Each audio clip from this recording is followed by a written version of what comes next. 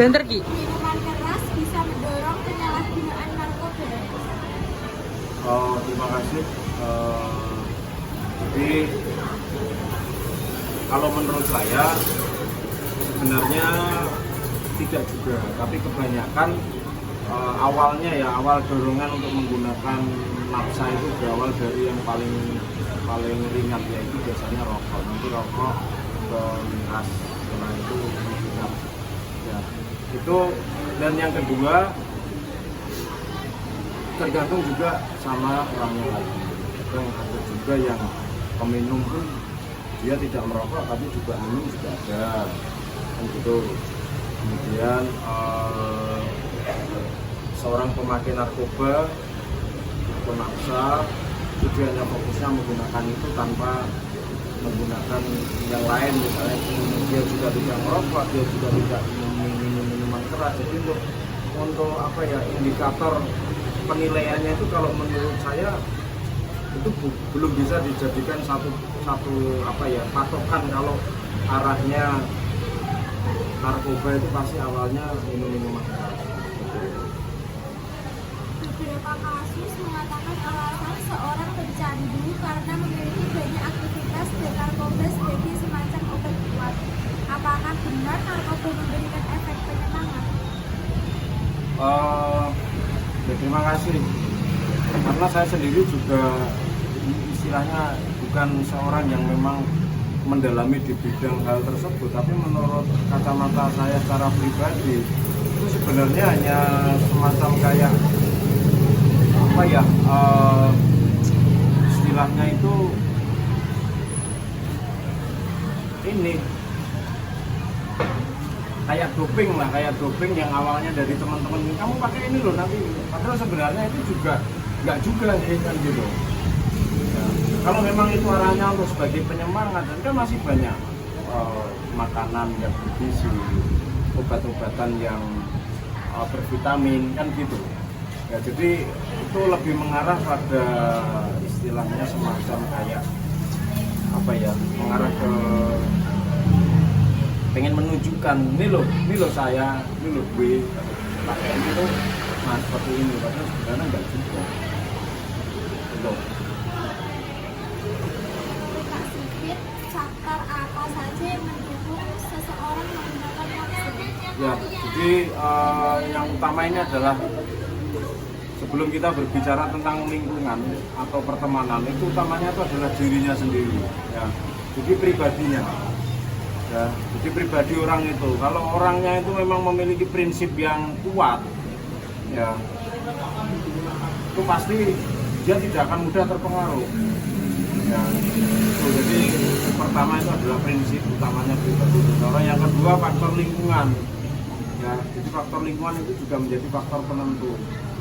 Ya, jadi sudah prinsipnya nggak kokoh, faktor lingkungannya seperti itu, ya kan, akhirnya dia mudah untuk masuk ke dalam lingkaran yang narkoba. Dan mengapa remaja atau generasi muda menjadi sasaran utama para pengedar narkoba? Oke, jadi narkoba itu kan kita melihat satu sisi bukan hanya sekedar mengarah pada aspek istilahnya kesehatan saja ya, karena ini kan tugas kesehatan. Bisa mendefinisikan narkoba itu bisa dilihat dari satu sisi aspek ekonomi, aspek politik, dan aspek mengarah pada aspek kesehatan. Nah, kalau aspek kesehatan ya jelas merusak kondisi fisik seseorang, baik fisik maupun mental. Nah, sedangkan kalau aspek ekonomi memang remaja itu bisa dikatakan masih masa-masa produktif, ya, dalam satu sisi kondisi fisiknya, produktivitas, sehingga cara perekonomiannya mereka juga akan kuat. Nah, sehingga ini menjadi sasaran empuk sebagai suatu komoditi ekonomi. Nah, sedangkan yang ketiga adalah komoditi politik, di mana memang itu mungkin salah satu upaya atau strategi negara-negara luar yang ingin istilahnya menjatuhkan atau menghilangkan lost generation, menghilangkan satu generasi dirusak dengan cara yang memasukkan saya itu tadi. Jadi kalau generasi mudanya itu sudah hancur, sehingga mudah untuk berubah, baik itu ideologi, ya kan, kemudian tatanan nilai, budaya itu akan lebih mudah.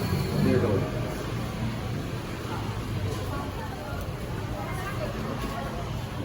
Selanjutnya. Apa yang membuat Pak Sigit sampai berani mencoba merokok?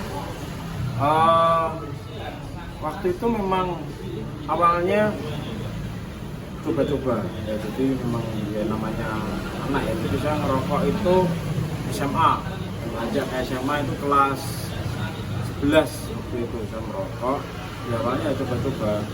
Dan dari situ karena di rokok sendiri itu kan memang ada zat-zat ya yang disebut dengan kafein dan lain sebagainya, dan itu memang efeknya itu membuat seseorang itu menjadi ketergantungan. Tapi saya juga pernah suatu ketika itu saya paksakan diri saya untuk tidak merokok. Itu juga sebenarnya bisa. Dan saya pernah mencoba itu selama kurang lebih 1 minggu saya coba.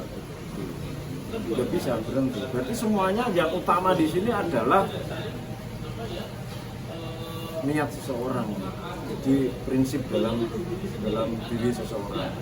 Utamanya seperti itu. Umur berapa Pak Sigit memulai mengenal dan mencoba rokok? Di SMA itu kelas 11 itu berarti ya usia sekitar berapa? 16 ya, 16 tahun. 16 tahun. Mengapa orang yang telah kecanduan sulit untuk berhenti menggunakan narkoba? Ya karena kalau narkoba itu sendiri kan dia masuknya sudah ke dalam darah ya, jadi sudah menyatu di dalam darah. Nah, terutama narkoba yang jenis putau itu tingkat ketergantungannya sangat tinggi. Bahkan kalau tidak ada barangnya itu istilahnya pemakai itu bisa menyayat ya, untuk mengambil darah, dan darah yang mengandung zat tersebut itu bisa digunakan kembali sampai seperti itu. Sehingga tingkat ketergantungannya sangat tinggi kalau narkoba.